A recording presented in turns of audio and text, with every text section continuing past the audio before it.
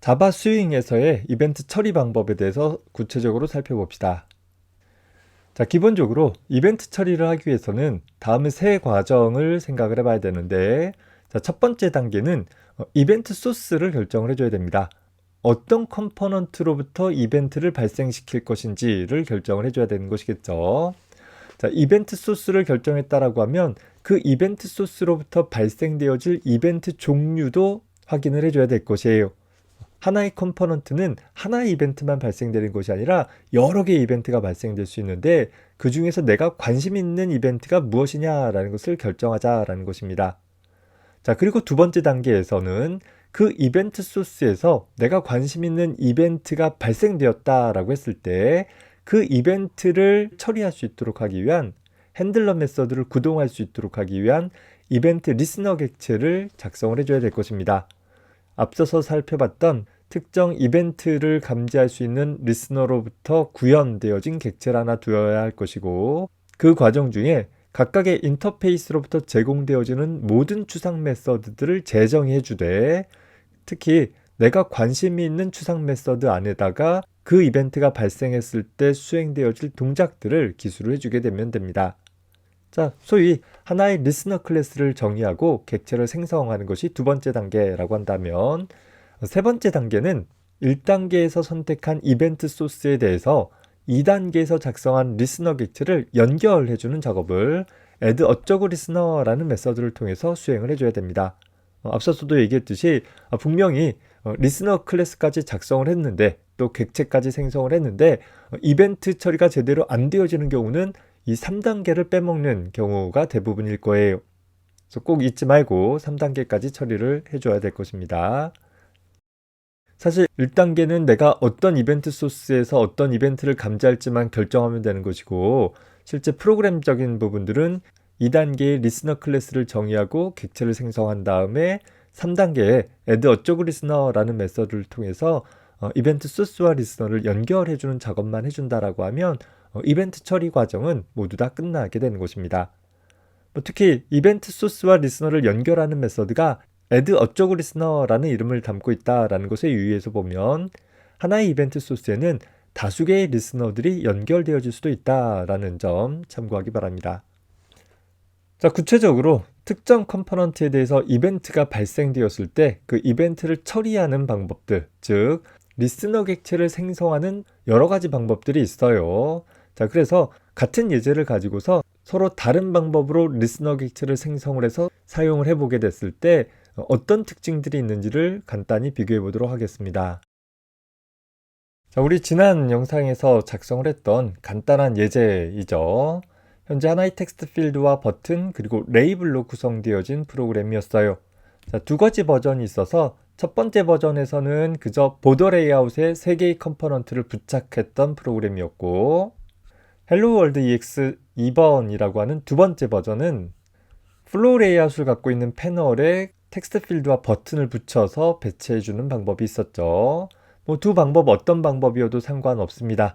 이 버튼이 눌려졌을 때 텍스트 필드에 입력한 값을 기반으로 레이블에다가 출력해보는 그런 간단한 프로그램을 만들어 보고자 합니다. 우리 강의 자료에서는 hello ex2라는 클래스를 기반으로 해서 소개를 하고 있는데, 강의 영상에서는 좀 더 간단한 구성을 하고 있는 hello ex라는 클래스를 기반으로 해서 이벤트 처리를 수행하도록 해보겠습니다. 자, 이벤트 처리의 첫 번째 방법은 이벤트 리스너 객체를 현재 클래스가 되도록 작성을 해보자 라는 것이에요. 이벤트 리스너 객체가 되기 위해서는 리스너라는 인터페이스로부터 구현된 클래스가 필요하다 보니까 새로운 클래스를 두지 말고 현재 helloex라는 클래스가 있더라 라는 것이죠. 그래서 이 클래스에다가 implement라는 키워드를 통해서 현재 버튼이 눌렸을 때에 대한 이벤트는 액션 이벤트나 마우스 이벤트 같은 것들을 둘 수 있어요. 다만 단순하게 버튼이 클릭됐다라는 것을 처리하기 좋은 이벤트는 액션 이벤트이기 때문에 여기에서는 액션 이벤트에 대한 리스너를 구현하도록 하기 위해서 액션 리스너로부터 구현되어지도록 helloex 클래스를 만들어 볼 것이에요. 현재 액션 리스너라는 인터페이스를 임포트 해주는 작업들을 수행을 해주고 나면 helloex라는 클래스 쪽에서 바로 오류가 발생하는 것을 볼 수 있어요. 자, 어떤 오류가 발생했는가 보면 현재 구현되어 있지 않은 추상 메서드가 존재한다라는 오류가 발생한 것이죠. 현재 액션 리스너로부터 구현되어진 helloex라는 것은 액션 리스너 안에 포함되어 있는 추상 메서드를 나의 멤버로 가져와라 라는 처리가 되고 있기 때문에 현재 이 클래스 안에는 추상 메서드를 하나 갖고 있는 거예요. 다만 abstract 클래스가 아닌 일반 클래스에는 추상 메서드를 갖는 것을 허용하고 있지 않기 때문에 오류가 발생한 것이죠. 자, 그래서 이 오류를 해결하기 위해서 보면 여기 마우스 커서를 오류 메시지 위에 올려놓으면 구현되지 않은 추상 메서드를 추가해라 라는 항목이 뜨죠. 이 항목을 눌러서 현재 액션 퍼폼드라는 액션 리스너로부터 물려받은 추상 메서드를 재정의 해주는 작업들을 추가를 해주면 됩니다. 자, 그리고 이 액션 퍼폼드라는 메서드 안에다가 현재 버튼이 눌렸을 때 무슨 일이 일어날 것인지를 기술을 해볼 것인데, 현재 화면 구성은 buildGUI라는 메서드 안에서 처리하도록 했어요. 지금 버튼이 눌렸을 때 우리가 필요한 것은 텍스트 필드의 값을 읽어다가 레이블에다가 출력해 보고 싶은 거잖아요. 그러면 텍스트 필드나 레이블에 대한 참조 변수의 값을 액션 퍼폼드라는 메서드에서도 접근할 수 있도록 하기 위해선 멤버 변수 영역에다가 일단 빼볼 수 있을 것입니다. 자, 그래서 멤버 변수 영역에 텍스트 필드에 대한 참조 변수와 레이블에 대한 참조 변수를 두되 지역적으로 선언되어진 변수는 새로 생성하는 것을 없애버려야 하지만 멤버 변수의 값이 적용이 되어지겠죠.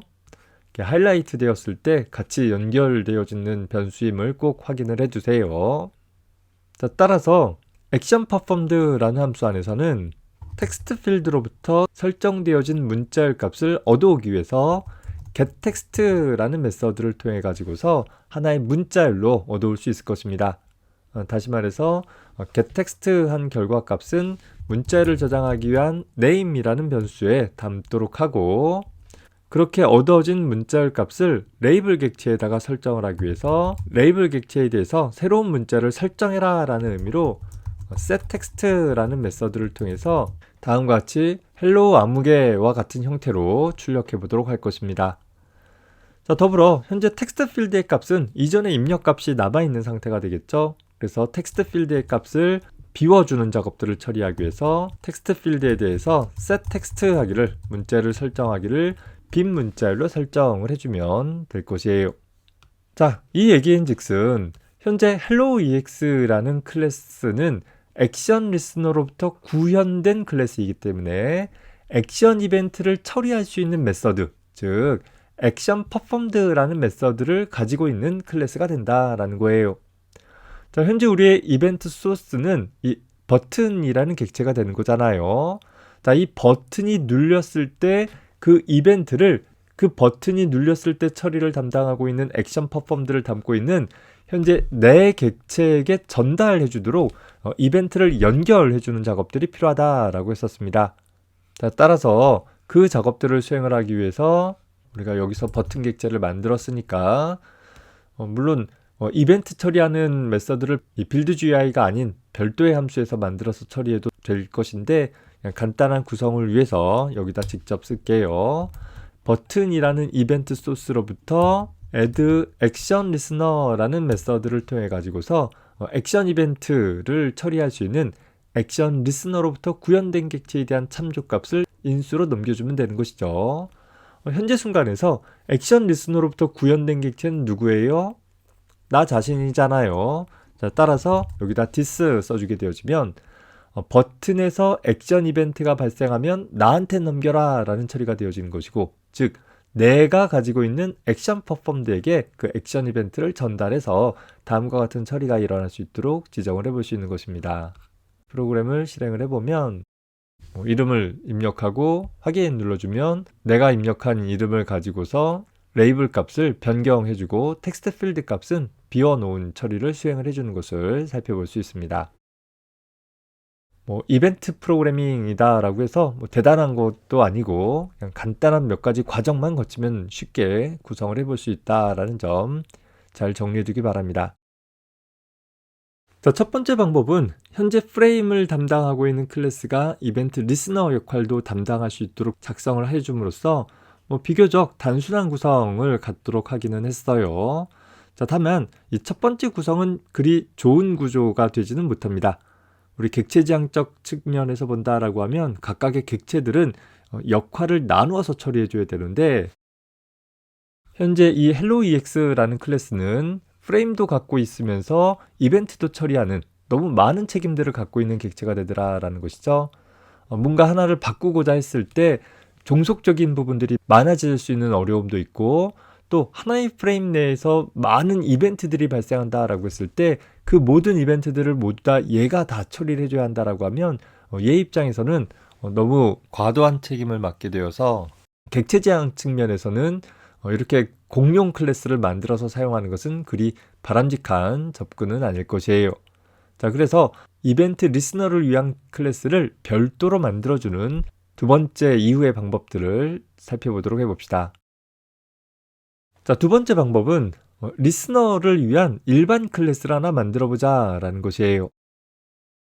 자, 앞서 작성한 클래스에서 우리가 helloEX를 액션 리스너로부터 구현하도록 했는데 얘를 없애버리고 별도의 클래스를 통해서 처리를 해보자 라는 거예요. 퍼블릭 클래스를 하나 추가해 볼 수도 있고, 간단하게 하기 위해서 우리는 디폴트 클래스로 같은 소스 코드 안에다가 추가를 해볼게요. 자, 액션 리스너로부터 구현되어진 액션 이벤트 핸들러라는 클래스를 추가해 본 것이에요.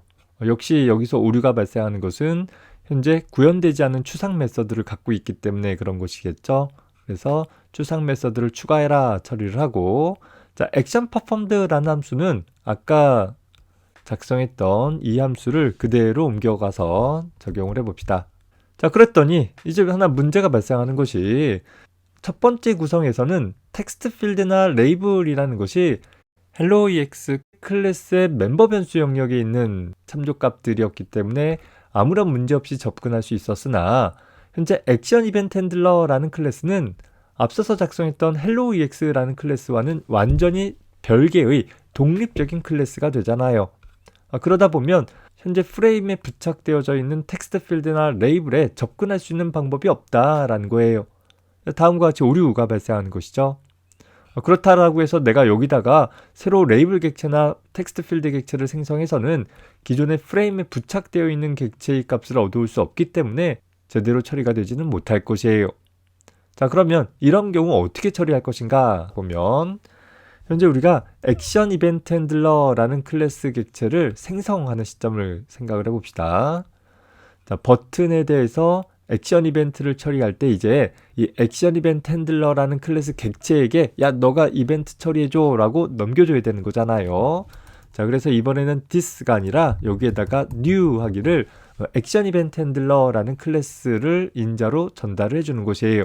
즉, 이 버튼에서 액션 이벤트가 발생하면 이 객체에게 넘겨라 라는 거죠. 자, 그런데 이 넘겨받은 이 액션 이벤트 핸들러는 이 프레임 쪽에서 만들어 놓은 텍스트 필드나 레이블에 접근할 수 있어야 되는 거잖아요. 그래서 우리는 액션 이벤트 핸들러라는 클래스 객체를 생성을 할 때 프레임 측과 이벤트 리스너 측 사이에서 공유할 정보, 즉 텍스트 필드와 레이블이라는 값을 전달을 해주고, 다시 말해서 액션 이벤트 핸들러라는 클래스에다가는 다음과 같이 생성자를 추가해서 객체 생성 시 전달받은 값을 자신의 멤버 변수 영역에 유지하도록 해보면 되지 않겠느냐라는 거예요.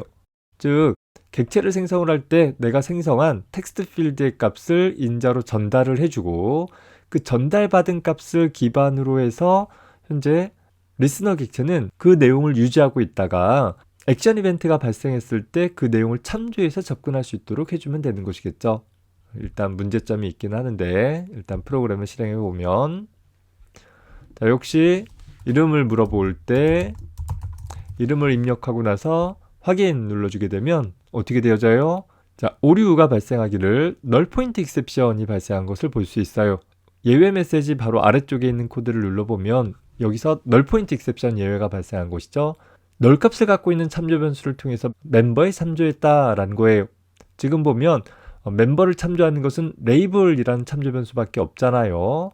자, 레이블이라는 참조 변수는 분명히 생성자의 인수를 통해서 전달받은 값을 설정을 했다라는 것이고, 그 얘기는 현재 액션 이벤트 핸들러라는 클래스 객체를 생성할 때 레이블 값이 아직 만들어져 있지 않은 널 값이 전달됐기 때문에 그렇구나 라는 것을 확인해 볼 수 있는 거예요.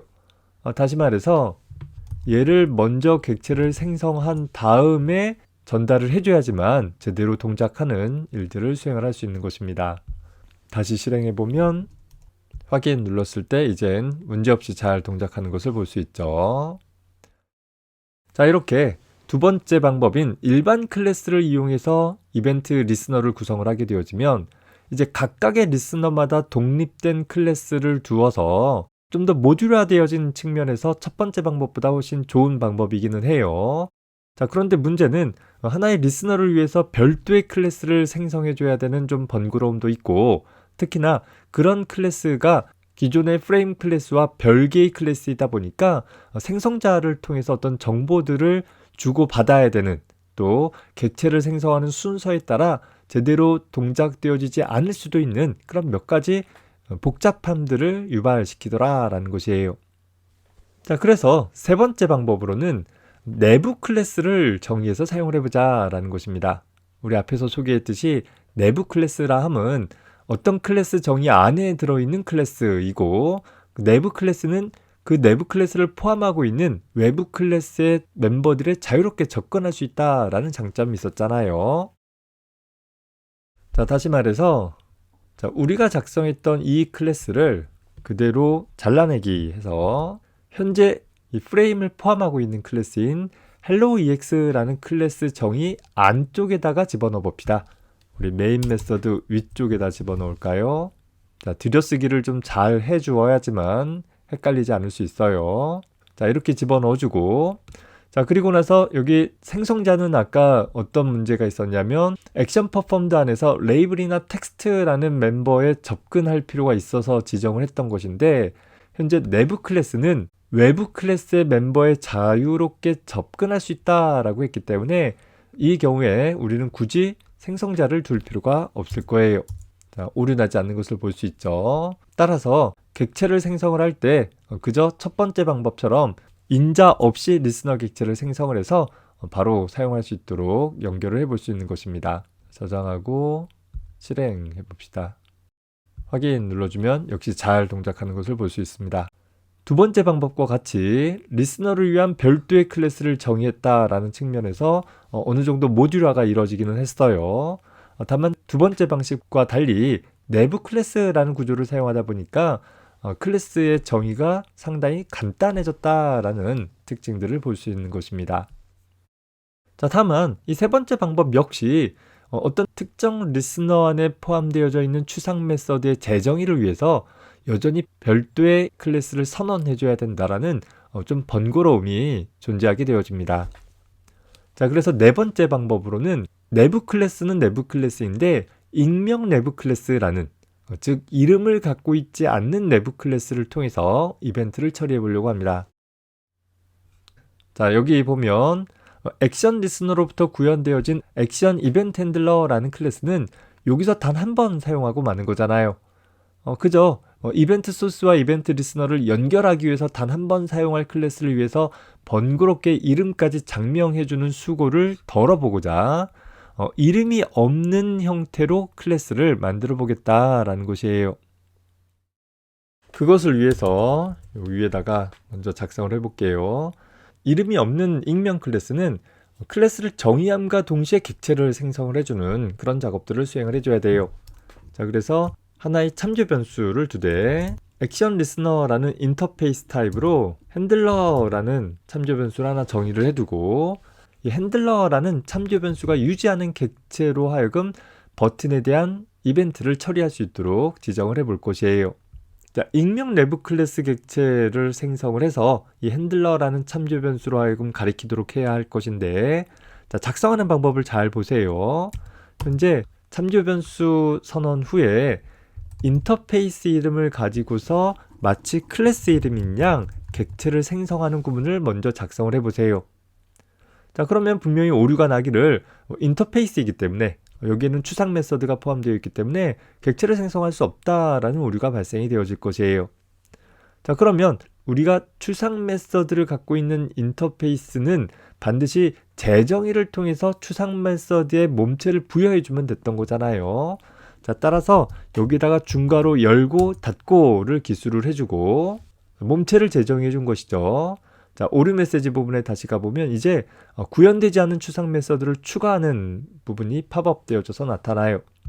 선택해 주어서 액션 퍼폼드라는 추상 메서드를 추가해 준다면, 그리고 이 안에 우리가 아까 하기로 했던 부분을 옮겨 넣어준다라고 한다면, 자, 이제 이 부분은 필요 없겠죠. 액션 리스너라는 인터페이스로부터 구현되어진 하나의 익명 내부 클래스를 가지고서 객체를 생성을 하고 그 생성된 객체를 핸들러가 유지하는 형태로 구성을 해볼 수 있다라는 것입니다. 자, 이렇게 익명 내부 클래스를 사용을 하면 단 한 번 사용할 이벤트 리스너 객체를 위해서 별도의 이름을 갖고 있는 클래스를 사용하지 않을 수 있다라는 장점은 있을 것이에요. 다만 여전히 별도의 참조 변수를 가지고 있어야 한다라는 측면에서는 좀 번거로울 수 있겠죠. 자, 따라서 5번째 방법은 익명 내부 클래스를 사용을 하되 아예 임시 객체를 통해서 객체를 참조할 수 있는 참조 변수조차 선언하지 않고 사용할 수 있는 방법도 생각을 해볼 수 있을 것입니다. 다시 말해서 현재 이 핸들러라는 참조 변수가 가리킬 객체가 이 부분에 해당하는 거잖아요. 이 부분에 대한 내용을 여기다가 직접 기술을 해버리자라는 거예요. 이런 식으로. 자, 그런데 무조건 바깥에서 만들어낸 것을 옮겨가는 것이 아니라 여기다가 직접 익명 내부 임시 객체를 생성하는 방법을 살펴보도록 할게요. 자, 버튼이라는 이벤트 소스에 대해서 add 어쩌고 리스너라는 연결 메서드로 호출하기를, 자, 여기다 리스너 객체가 필요한 거잖아요. 그러면 우리가 new 하기를 현재 버튼에 대한 액션 이벤트는 액션 리스너로부터 구현한다 라는 의미로 이렇게 클래스인 양 객체를 생성하는 구문을 써주세요. 아까도 얘기했듯이 인터페이스는 객체를 생성할 수 없기 때문에 이 뒤에다가 중괄호 열고 닫고 표시해주면 몸체를 정의할 수 있게 되어지고, 이후 우리가 구현되지 않은 추상 메서드를 추가하도록 한다라고 하면 자연스럽게 액션 퍼폼드라는 추상 메서드가 재정의 되어진 익명 내부 클래스 객체가 생성되어지게 된다라는 것입니다. 자, 그러면 아까 작성했던 부분을 옮겨서 동일한 동작을 할 수 있도록 구성을 해볼 수 있는 것이겠죠. 자, 이젠 이벤트 소스에 대해서 이벤트 리스너를 연결하는 순간에 익명 내부 클래스 객체를 바로 만들고 핸들러 메서드를 정의할 수 있다라는 그런 특징을 지닐 수 있습니다. 얘를 그냥 순차적으로 쭉 입력하게 되면 괄호짝 같은 거 맞추기가 굉장히 까다로울 수 있기 때문에 강의 영상에서 보여준 방법대로 꼭 접근을 해주기 바랍니다. 자, 우리가 이벤트 리스너 객체를 만들 수 있는 이런 몇 가지 방법들을 살펴봤는데, 일반적으로 많이 사용하는 방법이 바로 5번째 방법, 4번째 방법 같은 것들이 종종 많이 사용이 될 거예요. 5번째 방법은 각각의 이벤트 소스마다 독립적인 리스너를 연결할 때 주로 사용하는 것이라면, 4번째 방법, 그러니까 즉 익명 내부 클래스 객체를 특정한 변수로 받아서 사용하는 경우에는 여러 개의 이벤트 소스가 하나의 이벤트 리스너 객체를 공유해서 사용하고자 했을 때 유용하게 사용할 수 있을 거예요. 이벤트 리스너를 이벤트 소스 수만큼 따로따로 만들지 않아도 된다라는 거죠. 같은 동작을 하는 애라면 같은 리스너를 지정할 수 있고, 그 경우엔 하나의 참조 변수로 받은 리스너를 각각의 이벤트 소스에게 연결해 줄 수 있는 4번째 방법이 선호될 것입니다. 다만 각각의 이벤트 소스마다 완전히 상이한 서로 다른 동작들을 한다라고 하면 굳이 공통의 리스너를 연결하도록 하는 것보다는 개별적인 리스너 객체를 만들어서 연결하는 것이 다소 유지보수하기 쉬운, 또 관리하기 쉬운 형태가 될 것이에요. 자, 이번 영상에서는 자바 스윙 프로그램에서 이벤트 처리를 하기 위해서 리스너 객체를 만드는 여러 가지 방법에 대해서 살펴봤습니다. 다양한 방법 중에서 특히 익명 내부 클래스 객체를 이용해서 이벤트 처리하는 방법에 대해서 좀 잘 확인을 해줄 수 있기 바랍니다. 자, 특히 자바 스윙에서의 이벤트 처리 방법은 뒤에 가서 여러분들이 안드로이드 프로그래밍을 다루게 되었을 때 안드로이드 프로그램에서의 이벤트 처리 방법과 동일한 방식으로 이루어지게 되어집니다.